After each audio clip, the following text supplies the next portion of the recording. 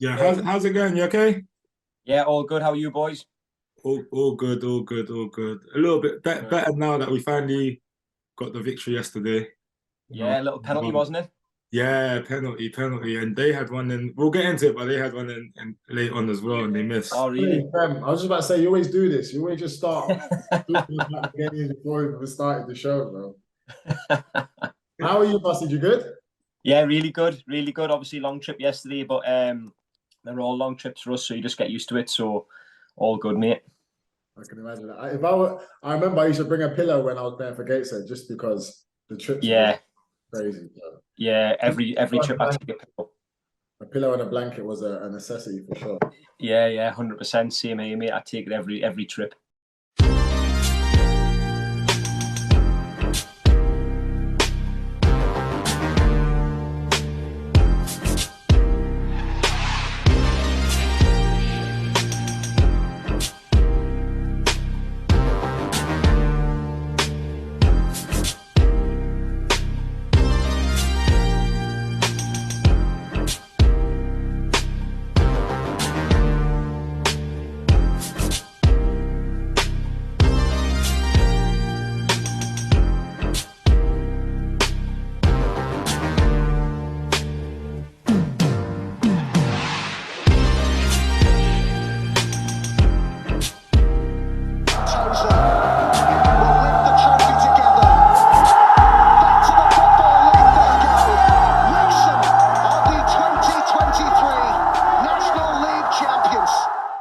Hello again, and welcome to another episode of Beyond the 92.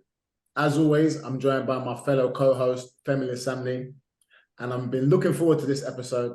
I think the person that we've got on today is one of the best people in the game and with one of the best stories as well. And he's a man that has many facets to him. Ex-player, gym owner, S&C coach, marathon runner, dad. And when he's not doing all those things, he's also assistant manager at Gateshead Football Club. We welcome Busted, who is also actually, his real name is Ian Watson, but welcome to the show and thanks for coming on. No, thank you for having me. Thanks for them kind words as well. I appreciate that. Hey, they're all true, man. They're all true. We wanted you on last week, but you had the Great North Run. So yeah. Tell us how that went quickly and how's the legs? Yeah, it was good, to be fair. I trained quite hard for it. I was doing it with my friends, so we had a good course to do it for. So trained hard. Didn't look to get a time or anything like that. There was a few people who had tried to get under 2 hours and stuff, but we just chilled around and really enjoyed the atmosphere and stuff. If you ever get a chance to do it, the atmosphere up here is brilliant, and all the people come out along Gateshead where the stadium is. Yeah. How many miles is that run? 13.1, so it's like a half marathon. Really good. First one I've done. And what was the cause you did it for? It's for skin cancer. So last year we lost a friend who he got skin cancer and he rehabbed and he got it again, and then unfortunately he lost his life. So my friend, and he was more part of that group, but he asked me to do it and help him along because he's definitely not a runner. So I done it to help him and also for our friend as well. So it was for a really good cause, and all his family came along to support us, and they were there watching the running at the finish line. So it was a really nice day to be fair. I really enjoyed it more than I thought I would because I don't enjoy running, but it was, as I say, if you ever get the opportunity to do something like that, I think it's definitely worthwhile. I'm going to take your word for it. I'm not going to lie. Can I tell you a quick story about when when I was doing the run?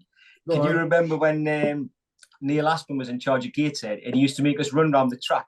And I was S&C coach, and I said to the boys, listen, he wants you to do the run. And the boys were like, oh, no, we can't do any more. Our legs are gone. And I said, right, well, do the run, go at a really slow pace, but then after, pretend that you're all knackered, lie on the floor. And we'd done it, and all the boys lay on the floor, and you went, too easy, let's do it again. Can you remember? Of course. That's something Jamal was saying. Yeah. No, Fem, honestly, raging, Fem. They were honestly, I just signed from Wrexham, and Gateshead. From Wrexham to Gateshead, and it was one of the hardest pre-seasons I've ever done. Yeah, so when I say Fem, obviously everyone knows Gateshead, the running track. I'm thinking, nah, we're not going to use that. Literally, last week we were sprinting around. I was thinking, oh my god, what have I done? Oh my god. But no, that's perfect way to start though, because now you are where you are as an assistant manager, but when we were together at Gateshead, it was completely different. You was playing part-time, but you was also the S&C coach. So Yeah. tell me how Wait, that Jamal, before we get into that though, can I quickly ask where the name Busted come from? Oh, really simple. When I when I first came into senior football when I was 16, I used to have long hair. And one of the guys was like, "Oh, you look like something out of Busted." And then for that training session, they always called me Busted, and then it's just literally stuck like glue since then. Okay. Not even a good story or anything, just stuck with it. I hope I didn't get you in trouble when I shouted too easy on that run, because I'm not gonna lie. No, it was class. I tell everyone that story every pre-season class. But yeah, talk to us about that transition and how you managed to go from S&C coach to assistant manager. Really, really lucky, to be fair. Really fortunate. Obviously, I've always coached football from when I was 15. Really, obviously, I had a lot of jobs that went alongside with coaching football, but I always coached football, so it was always something that I wanted to do.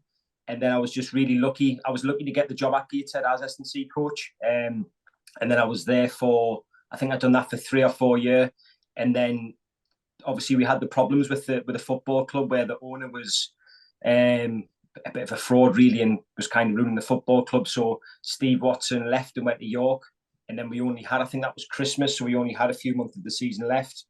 Ben Clark came in to take over, and Ben's bit of advice, what he gives everyone really, is if you ever get a job like that, always just take your friends, because you know them and you trust them and you can rely on them when times are tough, because it's obviously a lonely job being a manager.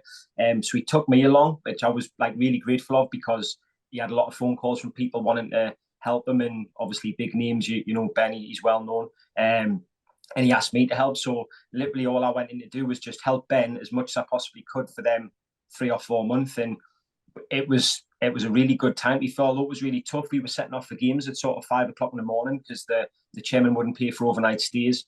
But it was a tough time, but it really brought everyone together. And we had such an unbelievable group of young lads. And they made the transition really easy for me, because I think if it had been, no disrespect to your group, Jam, but you were full of big characters, I would have found that really tough. And like even team talks, I would have found really nervous and stuff. But the group that we did have, they were all just young boys, and all I was trying to do was help them, and they took to me so well. And we went on a little good run. We just missed out on the playoffs, and then obviously we got relegated for breaching financial rules and stuff like that. And then in the summer, Ben was like, I don't want to be a manager. I'm happy to. He was working in the community and with the 19s, and he's happy doing that. And Mike Williamson was like, well, I fancy having to go. If Ben doesn't want to do it, if Ben does, we'll all stick together. But if he doesn't, I fancy having to go. And then obviously Mike took over, and another one where I'm just really fortunate, because Mike had a lot of people who wanted to be his assistant, and he's got, obviously, he knows a lot of people from when he's played, and he stuck with me as well. So really, really fortunate to be in the role that I'm in and have that transition from S&C coach to assistant manager. A quick shout out to Ben Clark, who's an absolute legend. Yeah. Think about Gateshead, you know about Ben Clark, so big shout out to him. But Fem, what were you going to say? And as an S&C coach, yeah, like obviously there's definitely a way that you see the game that maybe a manager or a coach hasn't. And you look at the likes of Nigel Adkins. A few years ago, he was a physiotherapist at Southampton, and he got the manager's job and took them from League One to the Premier League. So what perspective do you guys see the game from? Obviously, you know the playing side of it, but in terms of the physical side, what do you bring? What qualities and attributes do you bring to that? So when I was S&C coach, it was all, I mean, you boys will know, all players kind of want the same outcome. They want injury prevention, so they don't want to be injured. So it's about trying to manage them and have a look at sort of, if someone's picking up an injury, when you're watching training, you're looking if they're doing any different running techniques or any change of direction where maybe they are putting a little bit too much load through a certain side or whatever it is. But most players want to be quicker and they want to be more powerful. That's what all players ask to do.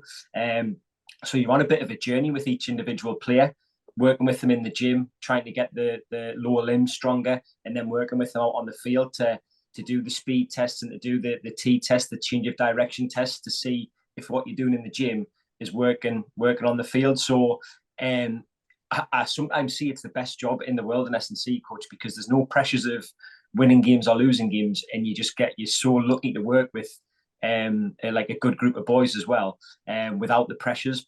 And you're literally just on a journey with them, trying to get them better. And then you go and watch it on the training pitch, and you can actually just sit back a lot of the time and just enjoy training and enjoy watching little things. So it's a totally different role from assistant manager, and S&C coach is an unbelievable role at a club, because it's very no pressure, very laid back, and you have such a good rapport with the boys. You're almost just like one of the boys, really, which at Gateshead I was, which is why I loved it so much. Yeah, and is there anything that you brought from being an S&C coach to an assistant manager? Is there any? That's a really good question. That at first there was a lot. So at first I really relied on the S&C stuff. So I'd done all the pre-season. I was looking at all the GPS data and still kind of fixed on that side of things. But as it's went through now, I do absolutely no S&C at all. I'm obsessed with the game. In the S&C side of things, we've got some great people in from the Northumbria University who look after the S&C, and I just totally put all my trust in them, that they know what they're doing, and I don't get involved with it at all. If any of the boys ask me questions, I'll answer it a little bit, but to be honest, we've got such a new group now. A lot of them don't even know that I was an S&C coach, so it's been like a full turnover. But at first, I definitely relied on the S&C so much, and just the fact that, as Jam mentioned, I had my own gym, so I was coaching every day, and although it wasn't coaching football, you get used to speaking in front of people, and you get used to communicating with people. So that really helped me when I made the transition across to being an assistant manager. You know what, Fem? You'd love Buster's gym. To be fair, it's amazing. It's like would you say CrossFit? Yeah, but I don't work there anymore, so I'm totally done with it all now, Jam. But it was like a big CrossFit gym. But you boys loved it, didn't you? Just coming across and stuff. It was amazing. I've always enjoyed the S&C side of things, and we've got two great people now in Brandon and Reg at Brownwood who are amazing as well. Yeah. Tell me a little bit of yourself, actually. Proper into it, know their stuff, and they answer all our questions so quickly. So, but that's what I did want to ask you though. How do you identify a player? Obviously, you've seen it from the S&C side, but now you've seen it from a coaching side. And apart from like I don't know, 5'7" Geordie, who's got like a footballing brain and quick feet, how do you assess a player? Because a lot of it now is done on stats, which I think is quite lazy, because I really think you need to see the player and how he plays, because stats can be misleading, to be honest. But from your perspective, as you've been a player, now you're a coach, and as you've seen the S&C, you know the background of it all. How do I identify a good player? Do you mean if I was trying to look to bring one into Gateshead now, or in general? Obviously, I think that's the most important side of the game. I think recruitment is the most important side of the game, and it depends how your team likes to play. So at first, when we first took over Gateshead, we literally had no players. So me and Mike were in a coffee shop, and we were just writing down player after player after player that we could sign. So back then, we didn't really have any identity for a player. So we were just trying to...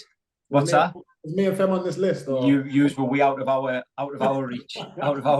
It was just local boys that we were trying to sign. And honestly, I was ringing everyone, and they were saying, well, who else is signing? And I was like, well, at the minute, we haven't got anyone. And they were like, well, I'm not signing. So getting that initial team together was so hard.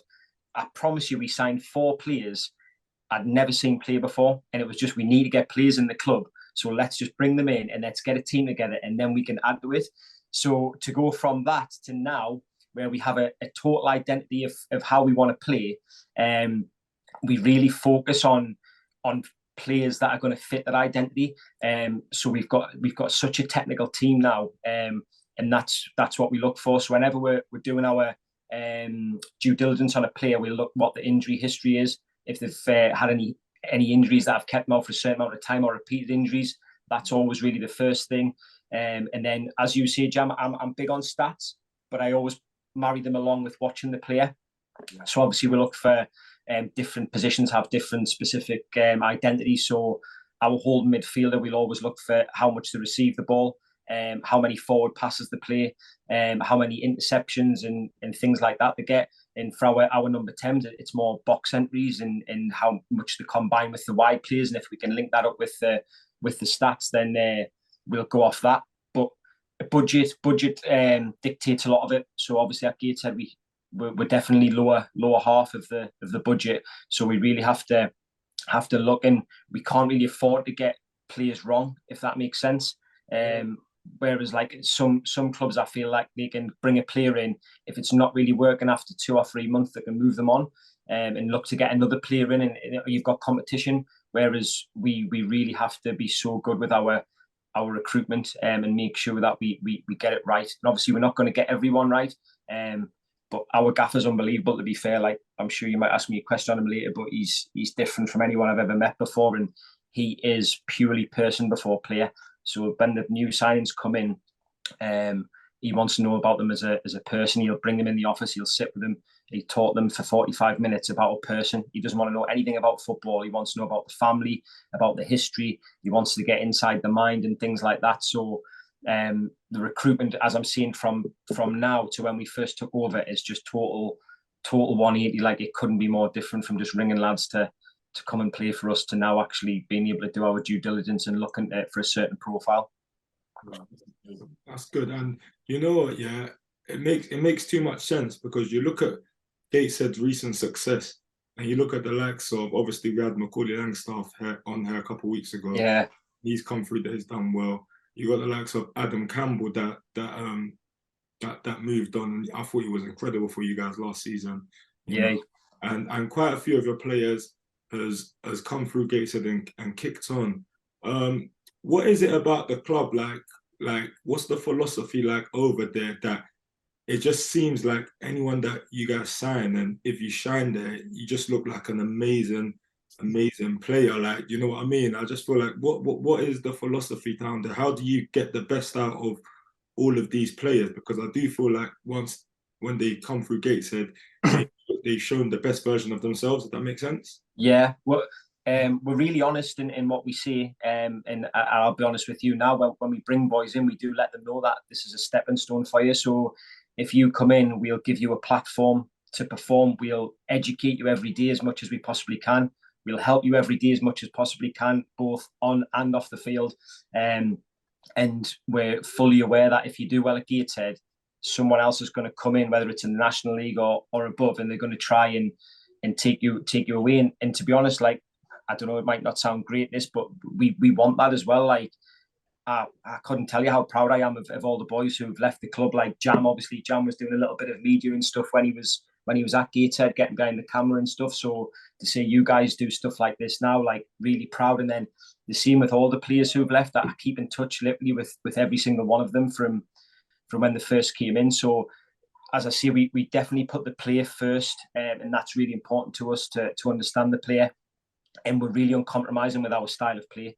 So the way we play is the way we play, and we will not come away from that, because we've recruited for that now. So we talk about like Greg Ollies and Stephen Wearns. In other teams, they might not work, but in our team, we make sure that the way we play is going to give them the absolute biggest platform to show everyone how good they are on a Saturday, because they're going to get so many touches of the ball in really good areas, which they can excite fans and excite people watching. And ultimately, that's where people get the moves from. And as I say, this group of players that we've got now, we're so blessed. I said to them yesterday after the game, I said, sometimes I just on the side, I feel really lucky to get to work with you and just to get to watch you, because yesterday we were so good. But to go back to your question, I think that is the boys know that we have their best interest in heart. Whatever happens in football, we've always got their best interest in heart, and we play a style that really suits their ability to show. And as I say, there's no one happier than us when they do get a move and they do go on and do really well. Like Macaulay's a perfect example, like how proud I am of him and his journey, and still speak to him every other day, really. So yeah, that's the most important thing for me, is relationships, that you build through the journey of football, because you're going to win, you're going to lose, whatever it is, but the relationships that you build with people, that's the thing that'll stay forever, and that's the important thing. That's what gives you the juice out of life and out of football, I think. No, for sure. I love what you said there, especially about it's refreshing to hear you speak so honestly about what you want to do for players. And I love my time at Gateshead. I love the city. It's one of my favorite clubs to play for.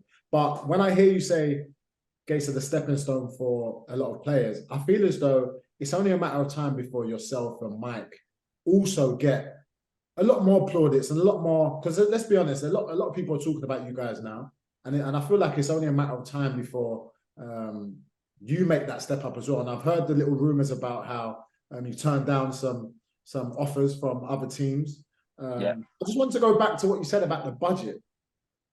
Now, yes, Gateshead is in the division, but as you said, it's not competitive at the top end. So my question is this: what's more important? Is it the budget? Is it the manager? Because does a big budget guarantee success?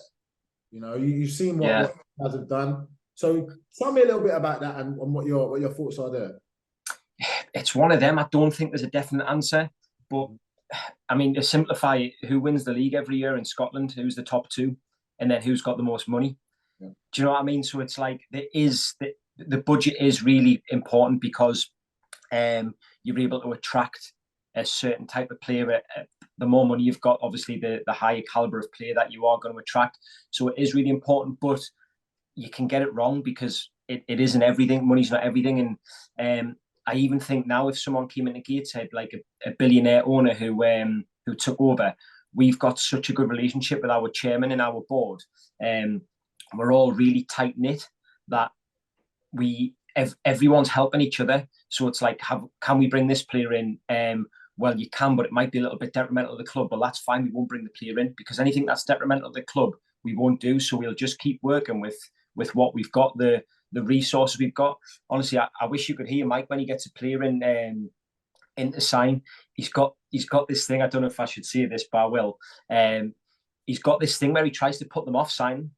So because the boys don't get the boots cleaned, we don't get breakfast, we don't get dinner, we don't have any like frills or spills. It's literally you come to sign and everyone's sort of in amongst it. You've all got to help each other. We've got volunteers. You've got to carry the kit up yourself. We don't really have a kit man. We have Simon who does most of it, but we don't have a full-time kit man. So the gaffer's like telling them all this, and I'm like, God, oh, man, please, just sign. I'm telling them how good we are, showing them the videos of how good we are and stuff. But he wants to put them off because he wants them to have that mentality of, well, yeah, I'm all in. So I know what you're saying, and I know there's going to be difficult times, and it's not maybe Wrexham or Notts County where everything's done for me, but I don't mind. And honestly, that has been a real key to our success now because the boys that we've got just all understand it. Like, we played Dagenham a couple of weeks ago and our bus broke down after the game. So it's like 1 o'clock in the morning and we travelled on the day. So we travelled on the Tuesday. We played Dagenham. It was 8 hours on the bus. Played Dagenham. We got a good result and then the bus broke down and all the boys are sitting outside the bus. And do you know if Mike hadn't have done that when he signed them, if he hadn't have put them through that, I think he would have had a couple of boys saying this is a shambles, this club's Mickey Mouse and stuff like that. But because the boys already know, they're always like, yeah, it's fine. Whatever happens will happen. And we ended up getting like a hostel thing at about 2 o'clock in the morning and staying over. And the boys were just all on board with it. And they're all brilliant. And that does come from, I think, Mike's way of kind of letting them know before they sign that this is what you're into. So to go back to your question, I do think budget's important, Jan, but I think management and how you have your philosophy and your culture from the very top to the very bottom is ultimately as important as well, because you see it with Brighton and Brentford and people like that who have such a good culture and a strong culture in good recruitment. You can be successful as well, but you're still going to have Man City and you're still going to have Liverpool and who can spend all the money in Chelsea, and they're always going to be up there because they can spend the money. But you can compete without money. That's important for us to see. You can compete without money as much as anyone. No, for sure. And the reason I asked was because yes, we have a Chesterfield in the league, but we've also got Oldham in the league. Now, yesterday, it was another tough result for Oldham, going to Bromley, losing 3-0, 4 wins on the bounce for Bromley. And now you find Oldham 22nd in the league. So what's your biggest takeaway from that game, Busted? How do you see that one? Yesterday's or... Yeah, yesterday's, yeah. Bromley, Oldham. I think Bromley are a very good side. I think they're very hard to play against, and I don't know what your guys' opinion is, but I always feel that teams that play on 3G seem to have a little bit of an advantage at home. So I think it's always tough. And having been down there last year, that was the first time in my life I'd ever been sort of down the bottom of a table. I think it really affects you.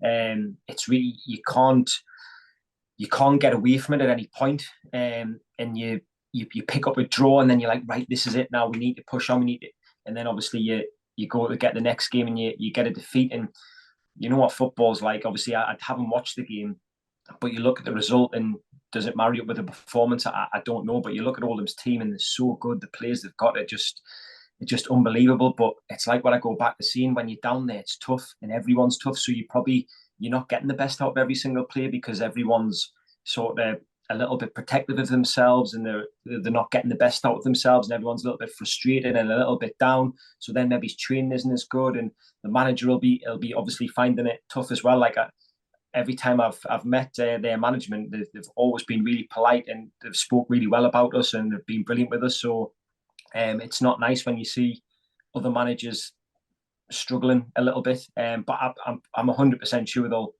turn it around. The team they've got so good. It's just full of good players. So I hope they do turn it around as well, because it's a really good club, isn't it?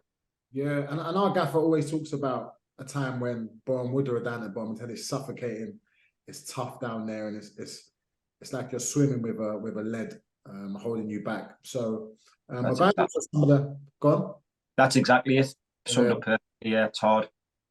But going on to some of the other results, Femi, Dorking, an away win against a good Halifax side, 1-0. How did you see that one, Femi?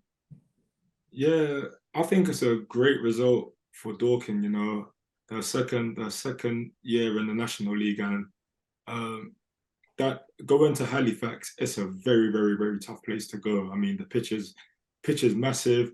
At times it can be heavy on your legs, you know, and especially traveling on the day. I'm not sure if Dorking traveled the day before or traveled on the day, but it's a long journey as well, you know. So going down there to get a win and a clean sheet, I think it's incredible. And credit to Mark White, because he's been building the team slowly, and he's trusting what he's doing over there, you know. And yeah, that result there is a massive 3 points. It's unfortunate for Halifax. Obviously, they've been in it a bit, you know. They've been struggling recently, but I'm sure they'll bounce back. They're a tough team to play against. But now I got to give it to Dorking. Like, well done on that result. Yeah, and Luke Summerfield was back in the rotation after his red card was rescinded. Did you guys happen to see the red card they got? Yeah, I see it. Tough yeah. One. There's a funny one. There's a few red cards in the division yesterday, 3 in total. And one of them was from Fyfield's Alex Whitmore. They lost 2-1, and with Paul McCallum popping up with the winner in that game away from home. As you know, Busted, coming up is always tough. Obviously, you're in the division. How did you see that one? Eastleigh, obviously, you played Eastleigh the week before, and I think it's fair to say you comfortably beat them.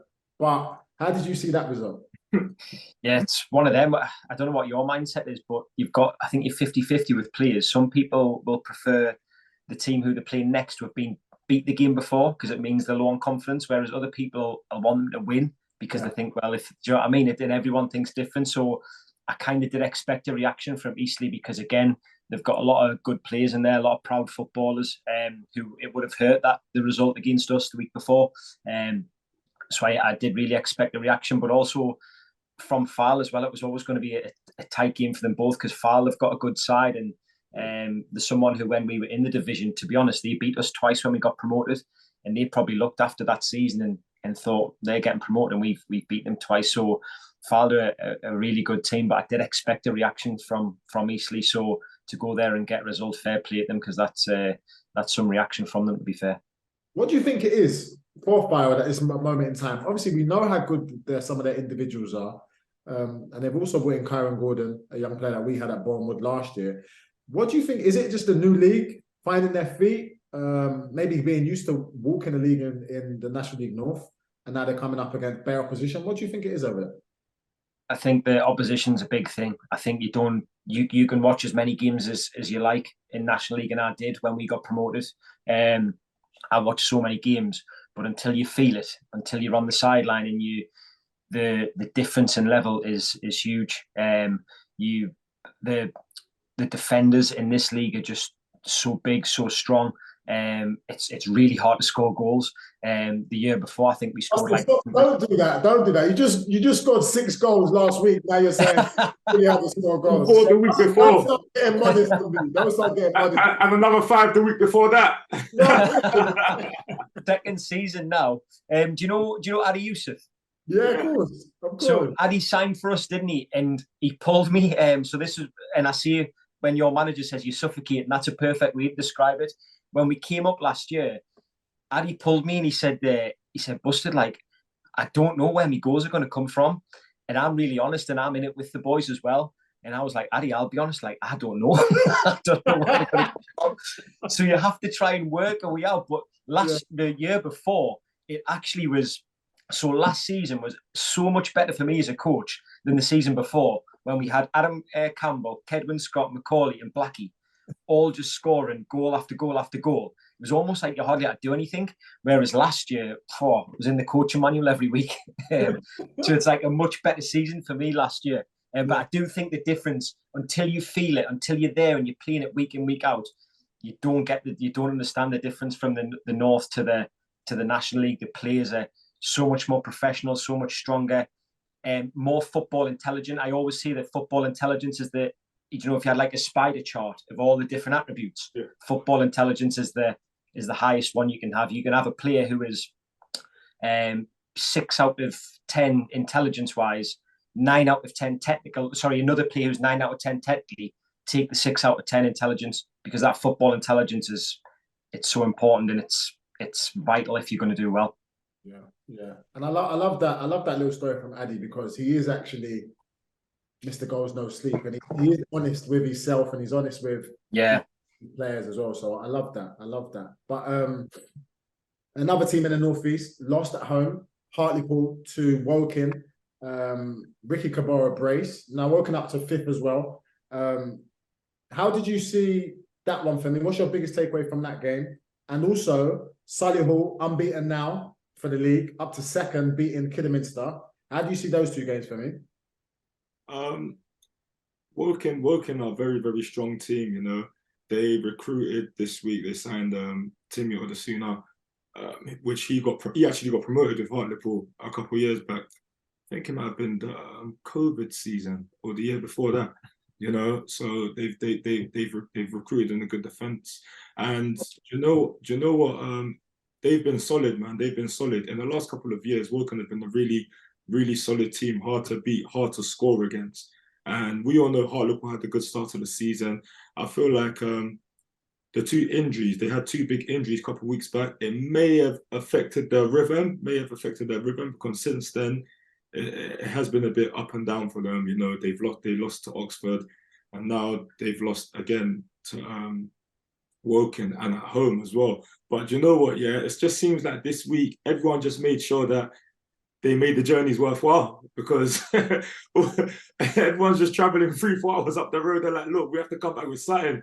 It just seems like this week everyone just had enough, you know. so yeah, like Woking, they've gone up there and they came back down south with the 3 points. So credit to them, innit? Yeah, for sure. Yeah. And the Solihull one? Yeah, Solihull going from strength to strength. You know, that was a local derby against Kidderminster, and they got the early goal. And you know, more time when you score first in this division.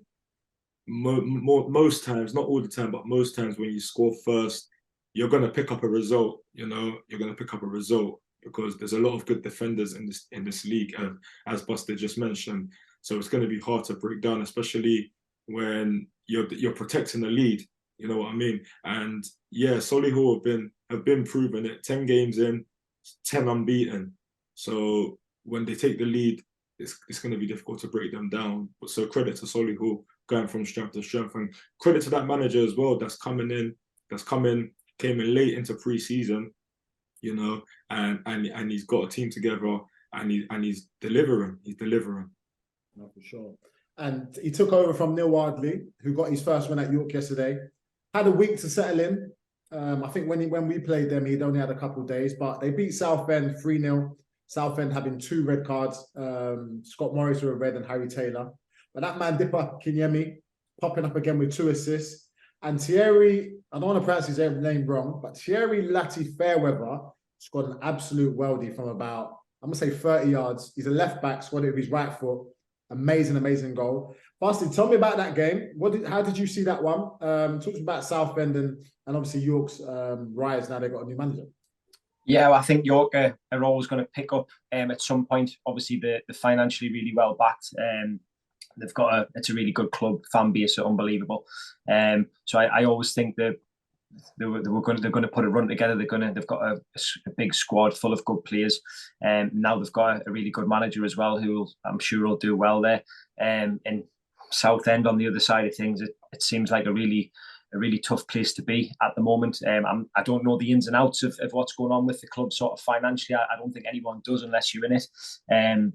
But having experienced that before, it's hard to keep focus on games, and you can maybe do it for a couple of weeks, but then the third week it's still there, the fourth week it's still there, the fifth week it's still there. It starts to drip onto the pitch, and it's hard for the players, and maybe that shows with the 2 red cards in terms of players getting frustrated, fans getting frustrated. And this is the problem, that the fans, some people live for the football club. That football club is everything for them, and when you can support your football club, but things are going wrong with it and it's out of your control, it's heartbreaking for supporters, and they're gonna go to the games and they're gonna let you know, and it's a real tough situation to be in, and it's horrible to see football clubs going through that. So I really hope they can sort it out. But I think York are just going to go from strength to strength now, and I think they'll put a really good run together. Yeah, Do you know what's sad about that situation? I'm starting to feel really sorry for the Southend players and the staff there, because I spoke to someone over there last week, and they've got 15 players. That's it. 15 players. They can't bring anyone in, and they've got to make sure that, obviously, we've been unfortunate with injuries and we've been there recently, but their situation is completely different, because we're going to have players come returning from injury. They have not got no one returning, no one in, no one out. So those 2 sending offs, it's going to affect them massively. That's gone from a 15-man squad to a 13-man squad for the next couple of games. And it's just so unfortunate, man. Like, I feel so sorry for them that their hands are really tied. And obviously, whatever's happening upstairs is happening upstairs. But the fact that it's affecting everything on ground level to this degree, it's really saddening, man. It's really saddening. And I don't like to see it. And I hope that, like, the fans at Southend United can see and can have some sort of can emphasize or sympathize with what's going on, because this is out of the players' control, and they're giving it everything. So I hope that they can see that. Yeah, that's really well said, Femi. And they're currently on 3 points at the bottom. Now, I don't want to say rock bottom, because I feel like as much as they did lose yesterday, and they did have a 10-point deduction, they're capable of putting a run together, and they've got the players in there. As you said, it's going to be very tough now with the amount of players they've got. But Fowler on 5 points, Oldham on 7, and Kidderminster on 7 also. And that's the bottom 4 places. So it wouldn't surprise me if a 1 win and the results go their way, that they start finding their way a bit further up the league. You just hope that there's no more setbacks for them. But yeah, we wish them all the best, because we never want to see a club like that. And obviously, Gateshead are in a similar position like that. And Busted and Mike Williams down there have turned it around, because you got to their first trophy final last year, and obviously with a promotion in the last couple of years, it's a successful start to a management career for your backroom staff. What is now the remit for you? I know you said it's a stepping stone for a lot of players, but what's the aims for your season, Busted? We don't set long-term targets. It's all with Mike, it's all very much the next day, the next training session. So today, how can I be the very best football coach I can be in terms of watching Kidderminster will play on Tuesday, watching the game back yesterday? It's all very day to day. But I mean, with this group of players that we've got, we shouldn't be anywhere near where we were last year. That's definitely for sure. So if we are down there, then that's on Mike and myself, that we're not doing something right. So we need to make sure we keep our standards as high as we possibly can, and really give these players that we're lucky to have the platform to go out and and put performances in. And I never get too fixed on results, to be honest with you, because I know what football's like, and it can come off someone's toe and go in the bottom corner and everyone's against you, being beat 1-0, you must be rubbish. Well, actually, the performance was really good. So never try and get fixed on that, and just really performance-based every single day. How do we get the best training session? We see it, the boys, how can you come in the building a certain level and then leave the building a better footballer? And if you can do that every day, if it's like 0.1% every day, become a better footballer every day, by the end of your career, your ceiling's sort of so much higher than what it would be before that, you know? I love that. I love that. And obviously you had a late goal from Ed Harris, someone who did really well in Southampton County as well. And you went away to Aldershot and drew 1-1. It takes you guys up to 8th now. So talk us through that game. What are your thoughts on the game? Biggest takeaways? So again, to go back to football being not sort of getting in fixed on results. Last week we won 6-0.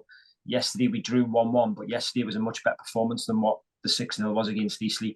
We were so good yesterday.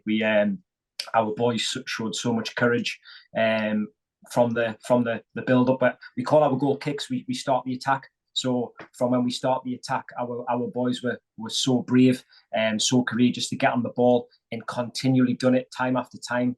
The amount of times we played on one touch and we got in areas to hurt the opposition, and the final pass wasn't there. It was maybe a little bit too heavy or a little bit under hit, but that's football, and we never get on the boys for that, because it's always judge them on the intentions and not so much the action, because everyone's intention is to do the right thing. So the performance was really, really good. Aldershot were a hard team to play against defensively. They set up well, and they got the goal on the counter-attack, so fair play to them.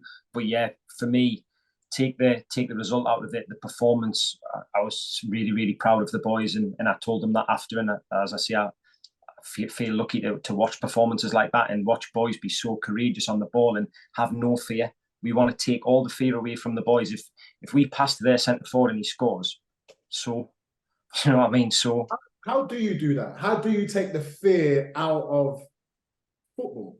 Because I don't want to concede the goal as defender. Yeah.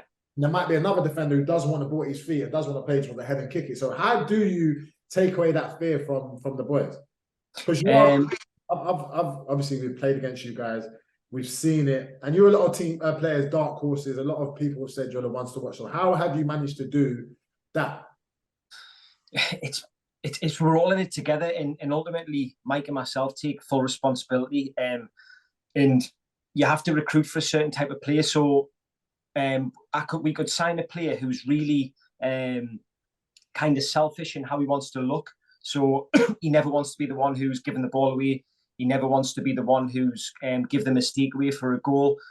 We're saying to players, if you pass the ball or you make mistakes on us, we're asking you to do this, and we understand how hard it is and how much courage you've got to have. So we're taking full responsibility. If you pass the ball to centre forward, that is our fault. It's not your fault. So we try and take the fear that way. But we've had players who still wouldn't pass the ball to where we want to, and they maybe go long. And when I say to them, like, why have you done that? We're telling you it's our fault. And they're like, well, yeah, but the fans don't know that it's your fault. Social media doesn't know that it's my fault. Or the next club who's trying to sign me doesn't know that it's my fault. They're just looking at the game thinking, oh, he gives the ball away, which I understand and I get. But that's not the type of profile for us. We need selfless players who are more for the cause, more for we understand the process, because the process is going to get us to where we need to be, other than this selfishness of, well, it was me who gave the ball away, so everyone thinks it's my fault. Yeah. It's a team effort. And as I say, Mike and myself take full responsibility for anything, and individually players have a responsibility to try and lose that fear as well. And I think that comes from coming to show for the ball and realising that, right, well, I've come to show for the ball. In another team, I might not have these options, but we work on it every day. So when I come and receive the ball in this area, I should have A, B, C, and then they should have A, B, C, and that's how it should work. And if we haven't, we'll look at it on Monday. And do you know what? Yeah, that's a really good explanation. Obviously, we all know Aldershot this season, especially. I feel like it's a very tough place to go. Yeah, because I've gone there this year and picked up results there. But one thing about Gateshead is that not only you score goals, but it's like you've got goals all over the park. So, like, no, honestly, it's crazy. So you have like I don't even want to see your goal scoring charts and how many men's on 3-4 goals, because you must have at least 6 players on the numbers already. How do you create that where you've got different goal scorers? Obviously, Ed Francis scored yesterday as well, but it's always someone else popping up. It's like, for example, if I see, like, for example, Barnet now, obviously they're doing really well, but more time we know, okay, Nicky Kabamba scored, innit? Yeah. So with Gateshead, it could be anyone, literally. Like how did you not create that, like, at the club? Like, you know what I mean? It's definitely the players. Like the players deserve all the credit. The group are unbelievable. So it's all the players first and foremost. There's no doubt about that. It's all the players. But it's definitely the style in which we try and incorporate. So so Mike's friends, Russell Martin, you know, the Southampton manager. Yeah. So we went down to see him a few times, and he's a big reason why we play the way we play, because we learned a lot off him in the early years, and he's been unbelievable with us. But he said something that really resonated with me. He'd had a conversation with a Premier League manager, and the Premier League club were really direct. And obviously Russ is not. Russ likes to play. And the Premier League manager, who was direct, said to Russ, he said, if I played like you played on the sideline, I would have a heart attack. He said, I couldn't do it. Like the ball being so close to me goal, I couldn't do it. And Russ said to him, if my team played the way yours did, I would hate it. And I always think that you, as a coach, if you ever go into management, you have to enjoy the Saturday. So I love watching exciting football. I love my team having the football all the time and attack. So, and Mike's the same. And I would hate it if we were direct or we were defensive, not because that's wrong, because there is no wrong way of playing football, but just because I don't enjoy watching that and Mike doesn't enjoy watching that. So you have to try and implement a style. What you look at on a Saturday and you think, you know what, I love this, because surely that is what the job is, that you enjoy that, what you watch on a Saturday. And we love attacking football, and we tell all the boys to go and attack, get in the box as much as you possibly can, take shots, get on loose ends, and just go and be yourself is the main message that we bring. So we sign these exciting players and we're like, listen, just be you. Go on the football pitch and be you. Don't try and be anyone else. Just be yourself, and that's more than enough for everyone. And I feel that that's a little bit of success for why we get as many goals as we do. Do you know what you just revealed something there, yeah? That I'm not sure people caught on to. It sounds like this Russell Martin is the sensei. because you look at Luke Williams at Notts County, and now you look at Gateshead, and it seems like the two close relationships with him, they're implementing what he's taught them in their teams, and they're flying. Well, we were very lucky. So we went down to MQ when Luke Andrus worked there, and I had my notepad and I was just following them to about asking question after question, because Luke, obviously, I don't know if you've spoke to Luke before, but Luke's mind on football is unbelievable, and Russ Martin is just like, he's one of the best guys you'll ever meet. So both of them working together at MK, I think they had like 99% possession or something every game. No, I can imagine. I can imagine Gateshead versus Notts County must have been a total soccer game. But to Femi's point, obviously you've got Stephen Wern and Marcus Diananga both in the top 10 for goals. And I feel as though the question, listening to Femi's question, which I thought was brilliant, my question is this. You're hard to play against, Busted. It's lovely to watch. But I want to know how to stop you, because I was watching the game. We were playing against you guys first game of the season.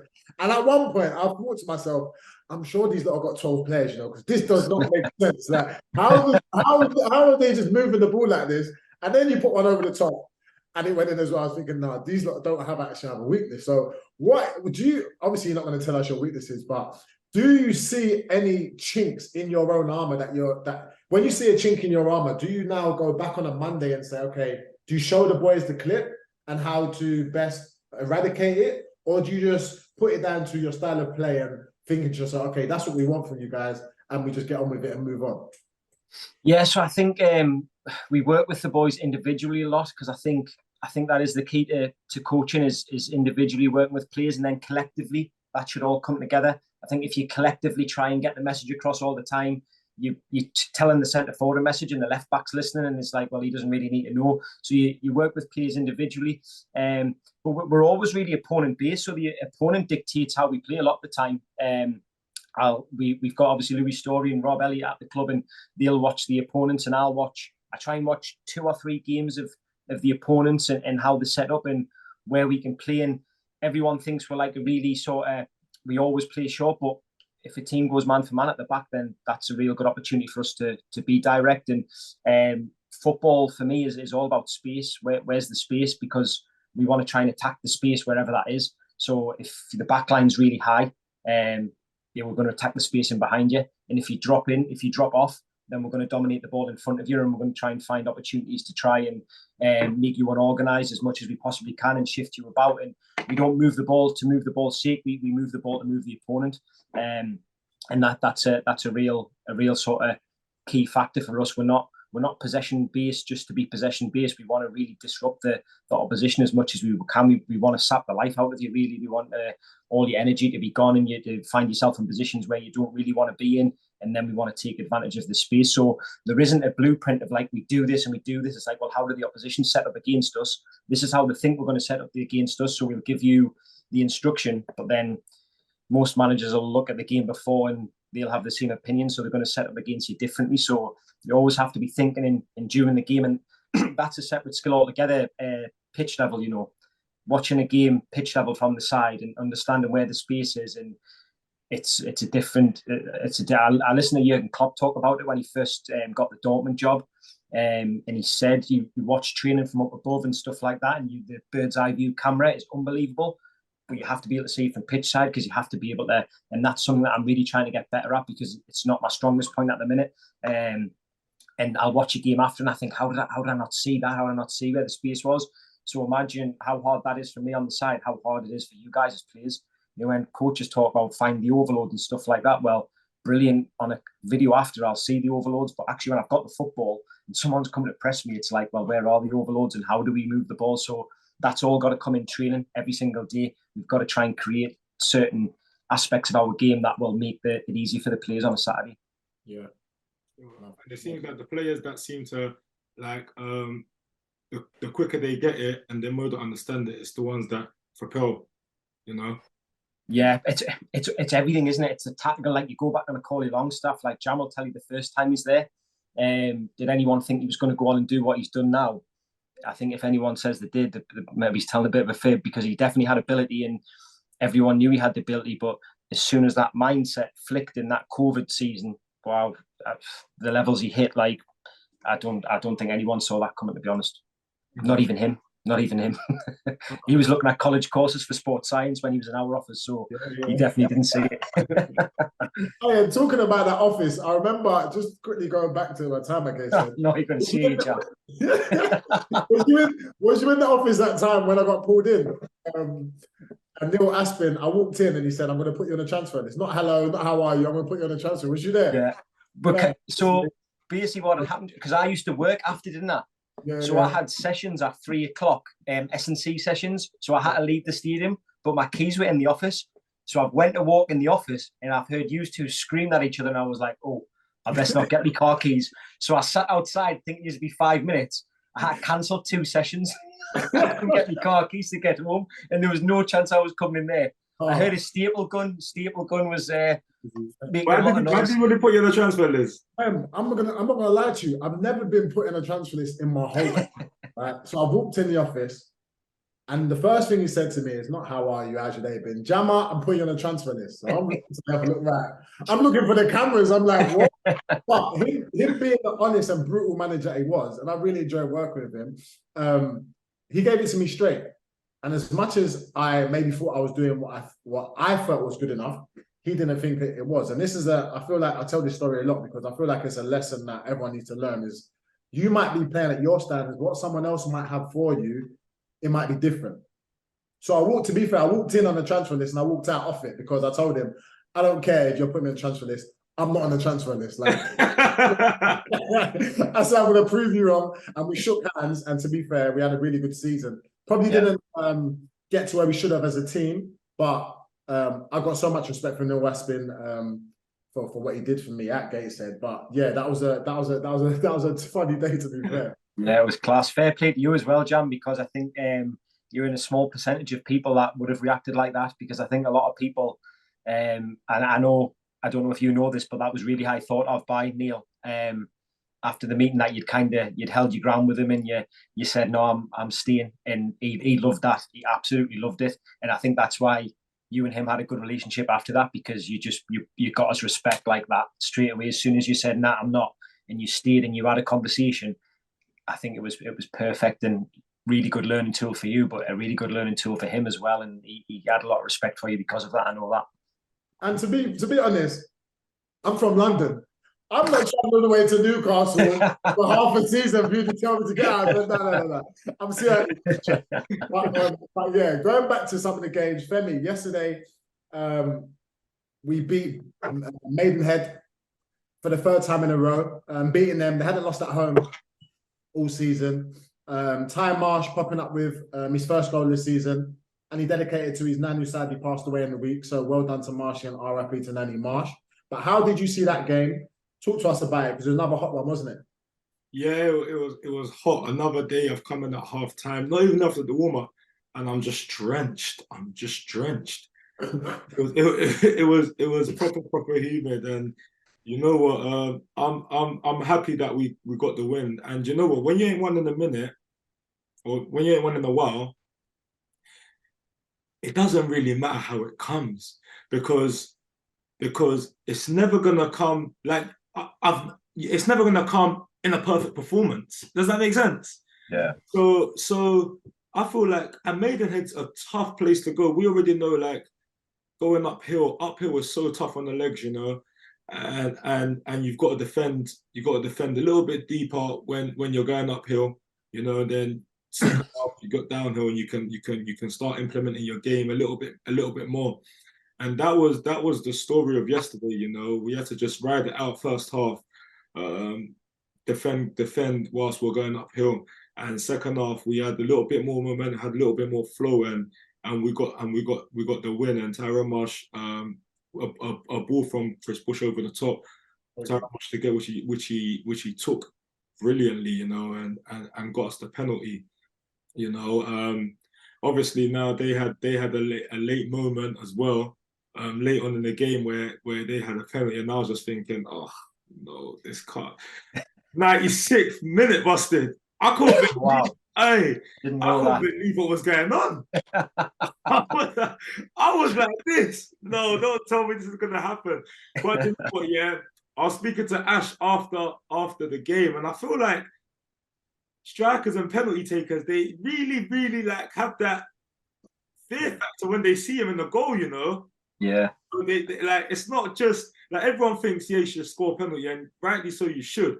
But you see, when you see Ashmore in the goal, I think everyone starts thinking, nah, I'm yeah, the goal just shrinks. Like, do you know what I'm saying? I've seen him save so many penalties. I've lost count now. Do you know what I'm saying? So it's just like, bro, like, he done it again. Like, he got Charlie Adams got caught in between, whether wrapping it into the side or going down the middle. You can tell he got caught in between, and that's just him looking at Ash. I don't care what he says. Like, he might say, Femi, you're lying or whatever. I hit it wrong. No, you didn't. You saw Ashmore and you felt a little bit intimidated, and you didn't kick it right, innit? Like, you know what I'm saying? So like, you got to give it to Ashmore. Like, I've seen him do it so many times, man.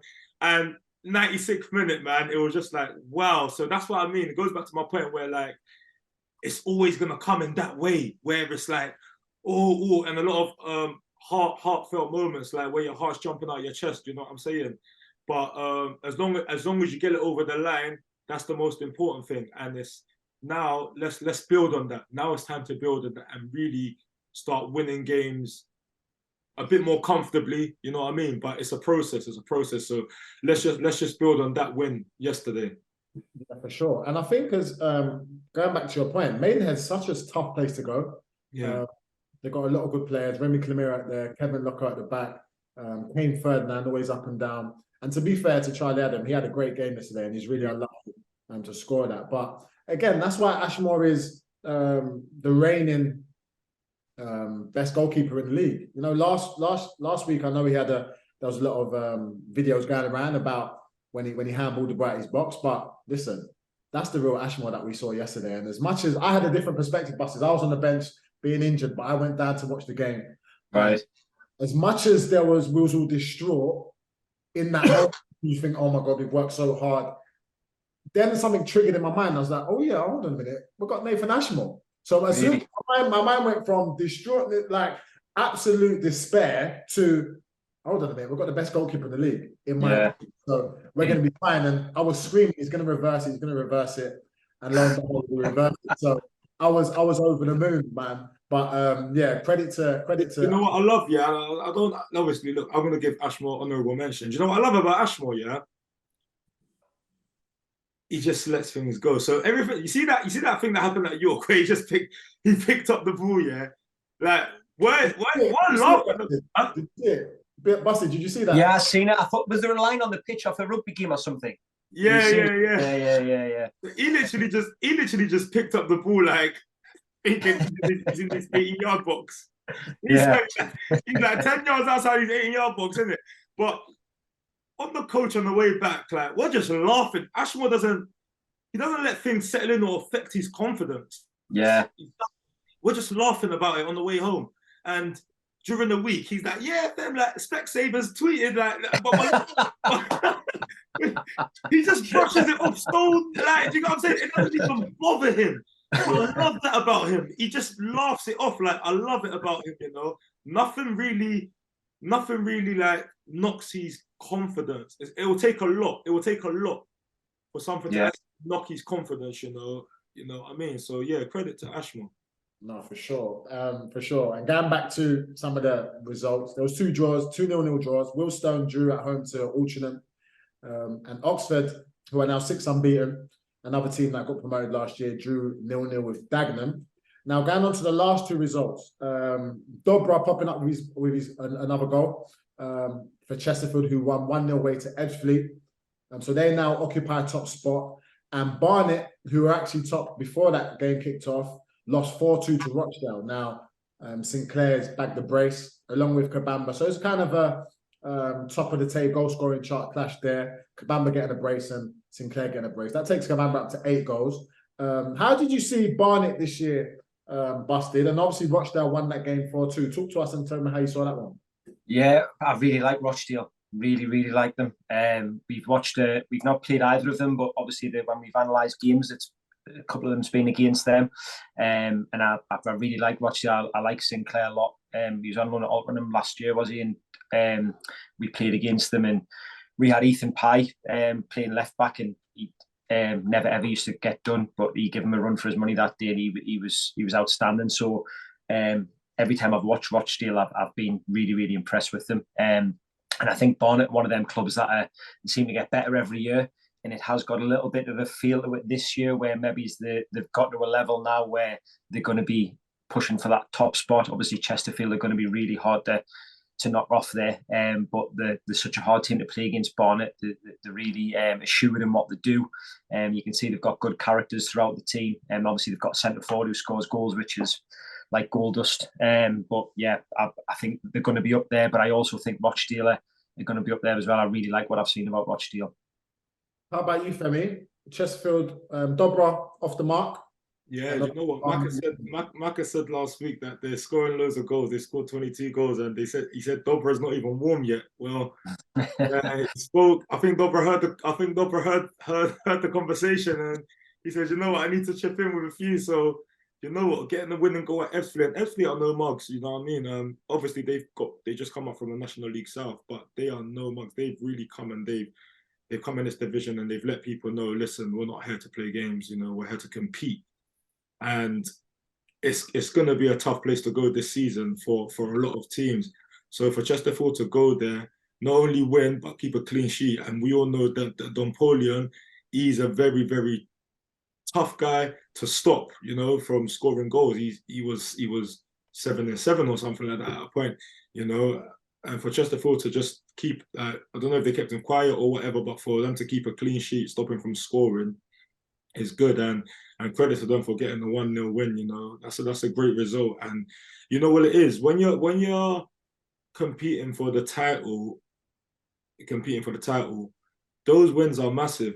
Going away from home, like if you're gonna score 1 goal, you've got to make sure you don't concede. You know what I mean? You're not gonna go away from home and, well, not everyone's Gateshead, isn't it? You know what I mean? Where you can go away from home and score 6 goals, and 4 goals and that. So more time. Like when you go away from home and you get the 1 goal, it's like that's it, isn't it? That's it. 1-0 away win. That's it. And when you're competing for the title, those are the wins that are very, very necessary, and they feel the best as well. If I'm being honest with you, they feel the best. That it's a great feeling when you go and you win 1-0. Yeah. Well, that's I totally agree. I think Rochdale are definitely a team that have changed the mood around their camp. You know, and I think whenever you get relegated, fans are going to be unhappy. Fans are going to be upset. But I think what James McNulty's done down there has been amazing, you know, and it seems as though, similar to Mike Williamson and Busted, they've given players the license to be themselves and express themselves, and Sinclair's definitely doing that. So yeah, that's the roundup of the fixtures. And now we come on to one of my favourite parts of the show, is a word of the week. So I'm going to start off this week because the last couple of weeks I've been getting outshone by Femi, who this is where he comes into his own, Busted, and Maka had a great one. The two Makas had great ones in the last 2 episodes. So I'm going to start off so I can get my word in nice and early. My word is believe, and that comes in forms of yourself. Actually, in fact, James McNulty is someone that I did a university degree with, and now he's a manager of Rochdale, doing great things. Now, Busted, yourself transitioned and pivoted in so many different aspects, and that doesn't come without the belief in yourself, in doing things that you feel as though maybe some people might be scared to do. Yeah. So when you've got a belief in yourself, you don't need to be wholeheartedly believe, just a little bit in yourself to go out there and try something new or do something that maybe isn't the norm, you know. So for me, it's belief. Anytime this week you feel as though you maybe shouldn't do something, just try it anyway, because you never know where it can lead you. But I'll give you a little bit more time to think, Busted, and I'll move it on to Femi. Let Busted go first. I'm sure he's got. All right, go on. Sorry, Busted, he thrown you in, mate.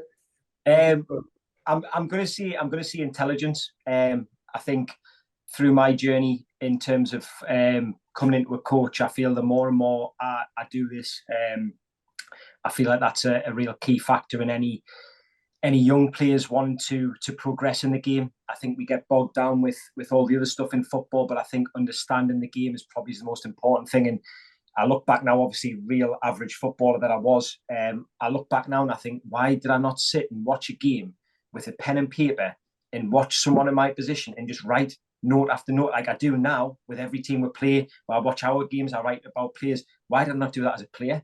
And I don't know why I didn't, but I wish that I did. And I think as a young people, just have that little bit. If I can be intelligent on a football pitch, it's going to give me so much scope, and it's going to take the ceiling off where I can get to. So intelligence for me, I'll see that one. Love that. I love that. Fem? My word of the week is, do you know what? I changed it. And the reason why I changed it, I'll explain why. But my word of the week is level. And the reason why I use the word level is because I even want to dedicate this week to my brother, my family, Tyrone Marsh. You know, this week has been a crazy week, and me being close to him, I'm looking at him every day in training and thinking he lost his nan, you know, and he took a couple of days off because of that situation. But in the same breath, him losing his nan, it was his daughter's birthday, you know. I think the day after he lost his nan, it was his daughter's birthday, and to deal with 2 extremes like that, one a day after the other, I feel like the way he handled it, was so incredible. You know, like I've never. I was inspired. I admired it so much, the way he handled it. You know what I mean? And that's why I use the word level, because he stayed level. He was never too high, never too low. You know what I mean? You deal with it. He took his days off, dealt with it. Hopefully he grieved. You know what I mean? Then celebrated his daughter's birthday. And you know what? He came in yesterday, played. He had a wonderful game, and for him to get off the mark, getting his first goal of the season after the week he's had, it's admirable. It's admirable, and it just showed that he stayed level-headed regardless of what was going on. He didn't crumble, or he didn't get overwhelmed. You know what I mean? He just stayed on that level. So that's my word of the week, and it's just dedicated to Tyrone Marsh this week. I love that. I love that. Yeah, thoughts with Marsh and his family at this time. Family's so important, as we know. I know, Busted, you've got 2 beautiful kids as well. How important family is. It brings it all together, and that's what life's about at the end of the day. Especially when we get bogged down with winning football games and life, when we forget what's the most important thing, you know. And yeah, I know Marshy's dad was at the game as well, so that was nice. He travelled thousands of miles just to come and see his boy score a goal. So those are the 3 words of the week, and I think that's a beautiful way to. I almost ruined these moments though. Oh my God, Busted. So Femi being Femi, he just wants to score, right? He don't care about the rules. He don't care if there's the rules of you have to wait outside the box before you enter someone's score. If I tell you, Marshy's taking a penalty, Femi is in line with Marshy as he's striking the ball before he's even struck it. The referee made him retake it. So we're all like, oh my God, he's retook it. Marshy being Marshy, cold as ice in his veins, slotted it again. And this time, Femi was basically at the halfway line. I felt so bad. I felt so bad. Marshy sent me the video this morning. I was like, Marshy, I'm so sorry I did this to you. I'm so sorry I did this to you. Yeah, almost ruined this moment. But yeah, like you said, cold as ice, man. He done it again, you know. And I was on the yellow as well. So I was thinking, oh, you need to be careful, you know. Like, these referees are strict this season. They can send you off for this type of stuff. Exactly. I don't even know what you can get sent off for now. You can get sent off for anything. You know what I mean? Can I just say, obviously, first time meeting you, you're like a bit of a legend within Gateshead. You know, we play Gateshead because you can see your personality on the pitch, and all the boys like love how you play and love how we see your personality. You get talked about quite a bit. You seem like a top guy, and Jam said the same as well. But it goes noticed that your personality comes out on the football pitch, and yeah, you seem like a real good guy. And obviously, meeting you now, you can see that you are. So you just keep doing you, mate. It's really working for you. Thank you so much. I appreciate that. And likewise, Jamal's always spoke highly of you as well. Jamal's always, and he always says that you're one of his biggest inspirations. Like, you inspire him. Your story's incredible. You know what I mean? Class. Jamal's always spoke highly of you, and because of Jamal, I've known about you for a very long time, man. And I'm not just saying this because you've complimented. Yeah, I appreciate that. I was always going to say this to you. No, I appreciate that. Thank you very much. But it's really good meeting you. Face to face, and I hope I've shook your hand after the games, because yeah, do you know what it is? I would say I've played my zone, like played Blythe Spartans. I think it was the FA Cup or FA Trophy, Boreham Wood, Blythe Spartans. Yeah. You played, didn't you? Yeah. Yeah, I played. I think I might go 5 minutes at the end or something. Okay, I remember that game. He was a left back as well, fam. He was left back. Was he? Well. Yeah. Okay, yeah, that game was crazy. That we were in a jam. Did you win 1-0? Yeah, you lot beat us 1-0. But you lot had we won 1-0. Huh? Did we win 1-0? You won 1-0, yeah. Oh, did we? Good side. Yeah. Good side. We were in a jam at that time. I know if Sorba Thomas is watching this, he's not gonna like that. He's not gonna like that memory. That's one of his lowest points in football. Who was that striker though? You had a good striker. Dan Maguire. Unbelievable. Where is he now? Well, he's at Ashton now, but he obviously, at the time when we played you, everyone was after him. So he signed for Halifax under Neil Aspin. Okay. And then he signed the forms and everything. And then he was driving to Halifax I don't know if it was his first training session or he had to finish some of the forms off.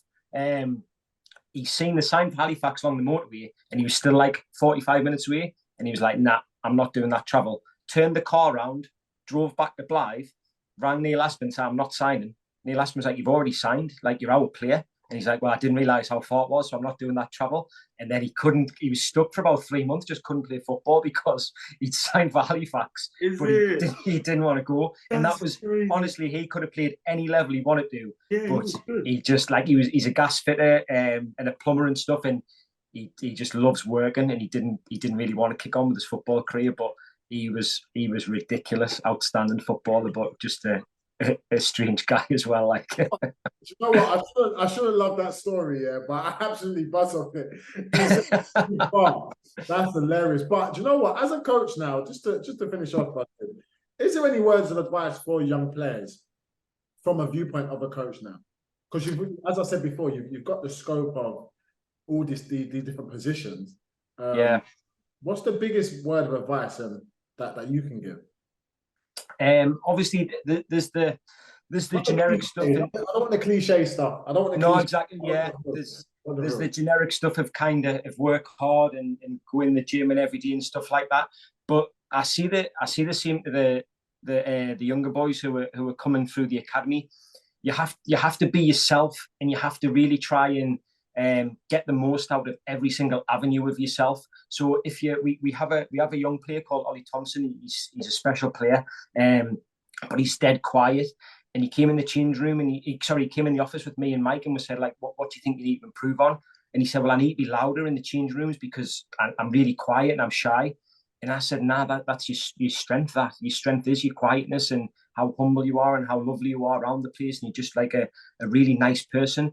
Let someone else be loud who it comes to naturally. Let them be loud. And that's why a change room is a change room, because you have little different facets. But I see so many young players now, because of social media, who they have a guard up. No, everyone's scared to look stupid. Everyone's scared to be the one who's doing extra after training because it's busy. Are you busy? Well, good. I want to be busy. Let me be busy, because busy's going to get me higher. But everyone puts this guard up of like, I'm cool. I don't want to look stupid. I don't want to be the one who's putting the ball over the bar. I don't want to be the one who's working on me first touch and it's bounced off me shin and everyone's battering me. Be that person. Be the person everyone batters, and then that'll get your mindset so strong. It really calluses your mind there to just not care what anyone thinks. And that's Maka, that, as soon as you're not bothered what anyone thinks, and you're just like, well, do you know what? If I slip in front of goal, I'll get the next one. If the ball goes over my head and a centre forward waits as me, I'll get the next one. I'm not bothered. And as soon as you lose that ability to not care what people think, the same in anything in life, I think, you go and you go and you go. I think that's the biggest advice. Just be yourself. Don't care what anyone thinks, and just really hone in on what you want to do. No, for sure. Do you know what I like about that? I can relate so much. And so if you want to see the worst version of me, is if you try to say something when I'm doing extras.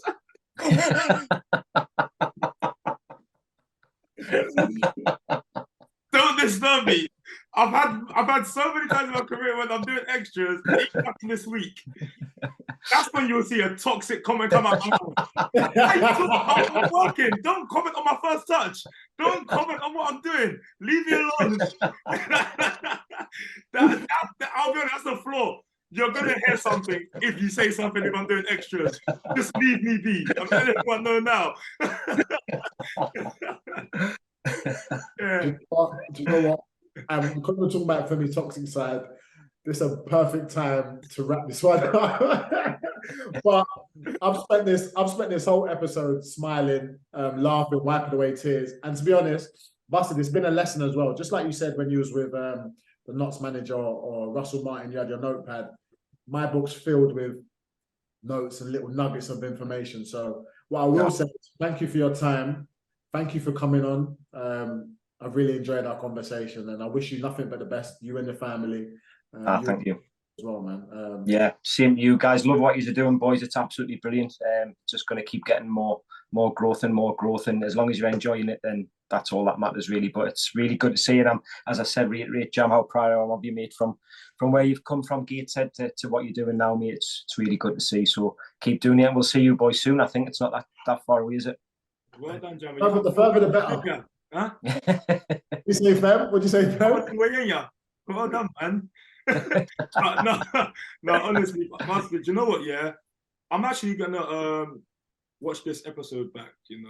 I watch every episode back, but I'm gonna watch this one back with real concentration and real detail, because you've said some incredible things, some incredible nuggets, some incredible gems. That Thank you, mate. I know that I need to take and implement into my life. You know what I mean? So thank you for blessing us with this episode. Thank you. Thank you, mate. This one's really educational, inspirational, and it's been entertaining as well. You know what I mean? So yeah. But guys, I hope you enjoyed this episode. Please like, subscribe, share, show a friend. Let's just help push this show as much as we can. Guys, thank you for tuning in. Thank you, guys. This is Beyond the 92.